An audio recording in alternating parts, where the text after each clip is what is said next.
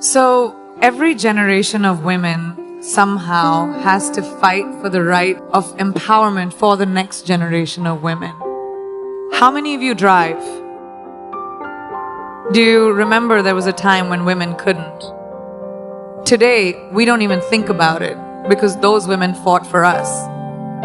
So how many of us vote as females? There was a time we couldn't. Now we don't even think about it. So we, as women, everyone in this room and everyone in this world has a responsibility to our future daughter, to our future granddaughter, to change the world in a way where they don't have to think about lack of opportunity. They don't have to think about diversity. Diversity shouldn't even be a conversation. It should be normal. When we look around this room, there's not one kind of person. I don't even see one kind of person in one row. And that's our normal. And that's the world we will create for our daughters, for our kids. We will create men that empower the girls around them. We will create men that respect the girls around them and create a legacy for their children going forward. And I think that's our responsibility, and we need to take that really, really seriously.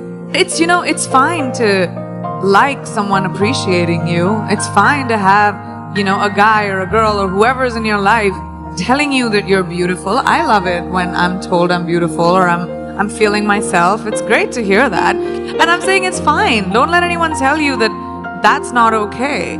That's fine too, but that's not what your validation should be. That's a bonus. Your validation should be this spring in your step when you walk out of the door because you feel good. And even if you don't, that's fine too. I have to be very honest that when I was 17 and 18, when I became Miss India and Miss World, it was the beginning of me even entertaining the idea of show business in my head, because I wanted to be an engineer.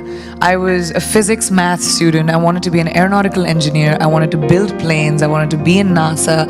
I come from an extremely academic family. No one in my wildest dreams in my family had imagined show business as a career. My grandmother, in fact, still asked me till about 10 years ago, "What do you do?" So I said, "I'm an actor." Yeah, trust an Indian grandmother to ask you that.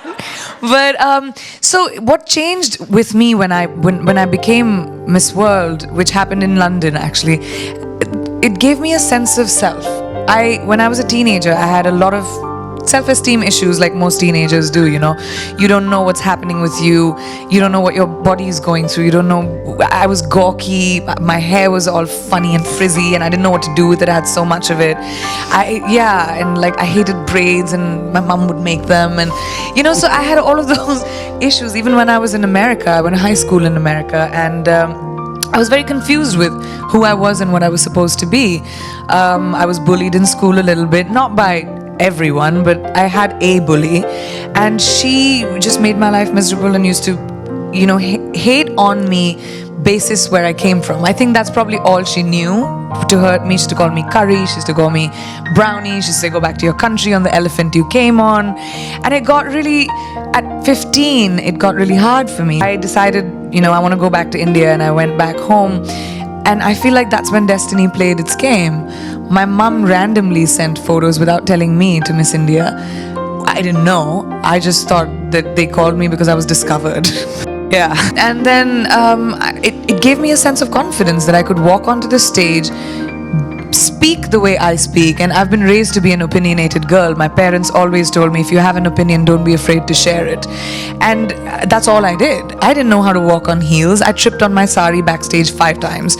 And then I was in like these velvet pants with boots on, and then I tripped on it again. I knew it would happen to me on stage. I still have PTSD about it. But I'm just saying, like, it gave me a sense of the fact that my personality and the way I speak and my confidence is what won me that crown, made me feel like confidence is your best accessory.